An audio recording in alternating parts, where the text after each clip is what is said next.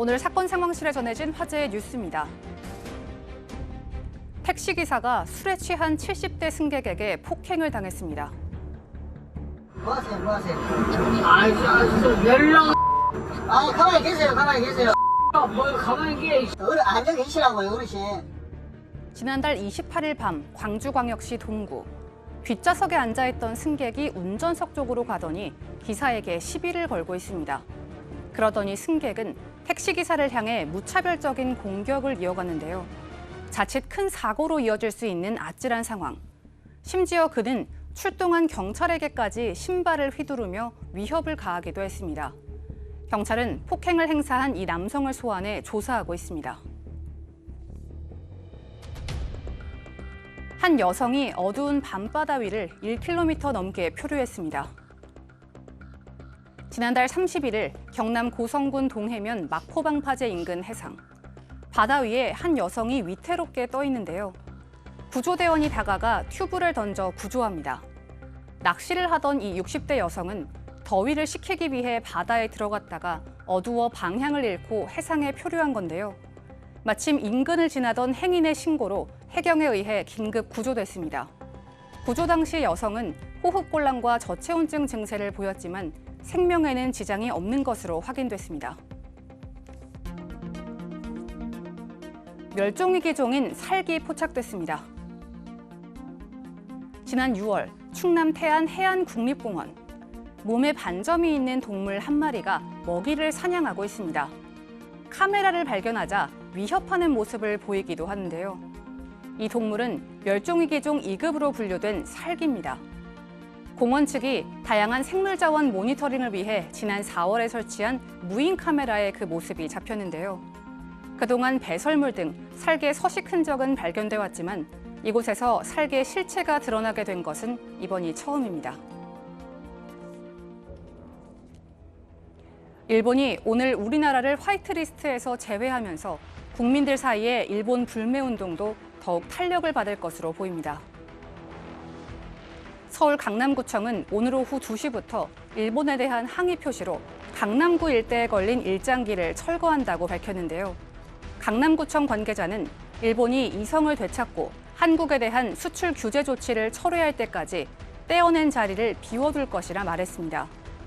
한편 일본의 대표적인 패션 기업 유니클로의 종로 3가지점이 폐점 절차에 들어갔는데요. 그 이유를 두고 불매운동의 여파가 아니냐는 추측도 이어지고 있습니다.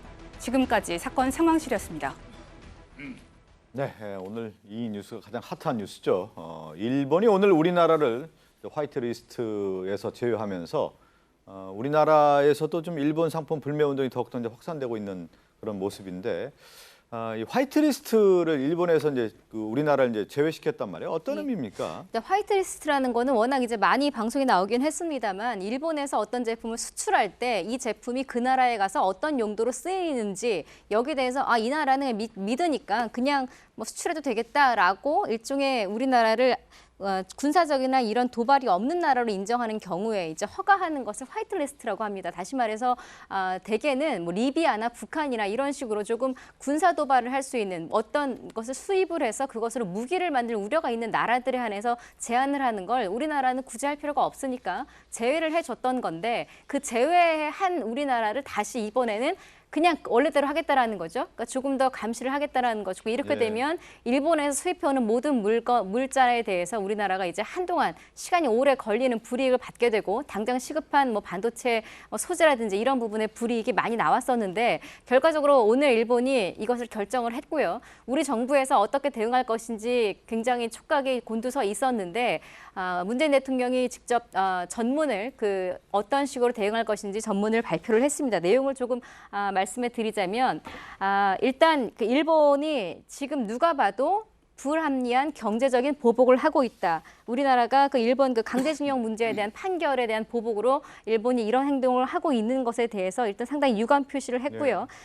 일본이 이런 결정을 한 이상 앞으로 벌어질 사태의 모든 책임은 전적으로 일본에게 있음을 네. 명확히 한다라는 거고 이런 부당한 경제 보복 조치 사실은 뭐 WTO까지 아마 갈 것으로 예상을 하고 있습니다만 주변국 뭐 미국이나 우방국들에게 기댈 것도 없이 사실은 좀 명백하게 약간의 보복 가능성은 좀 점쳐지는 부분이거든요. 이 네네. 부분에 대해서 우리 정부는 적반하장인 일본 좌시하지 않겠다라는 뜻을 명확하게 네. 했고요. 너무 극단적으로 치닫지 않게 일정 기한을 줄 테니 그 안에 다시 한번 뭔가 외교적인 노력을 일본이 상회해줬으면 좋겠다라는 의지도 덧붙였습니다. 이걸 네. 덧붙인 이유는 아마 그동안 우리 정부에서 그렇게 외교적으로 잘 해결해 보려고 했음에도 불구하고 일본이 일방적으로 거부를 하고 다시 말하면 무시를 하고 우리와 합의를 하지 않았잖아요. 거기에 대한 태도에 대한 뜻으로 보입니다. 네, 일본이 이제 우리나라 이제 화이트 리스트에서 이제 제외를 시키면서 홍남기 이제 경제부총리도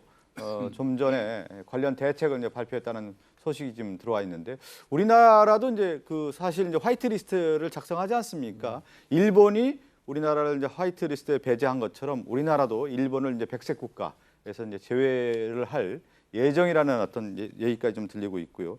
특히 WTO에 이제 제소하는 방향까지도 지금 신중하게 검토하고 있다는 소식 들리는데 한일 간의 경제 문제가 상당히 이제 파국으로 치닫고 있는 모습인데 신속한 어떤 대응책이 좀 나와야 될 것 같고 또 일본에 관련해서도 우리 정부의 어떤 입장들이 좀 하나하나 정리되고 있는 상황입니다. 사건 상담실로 갑니다.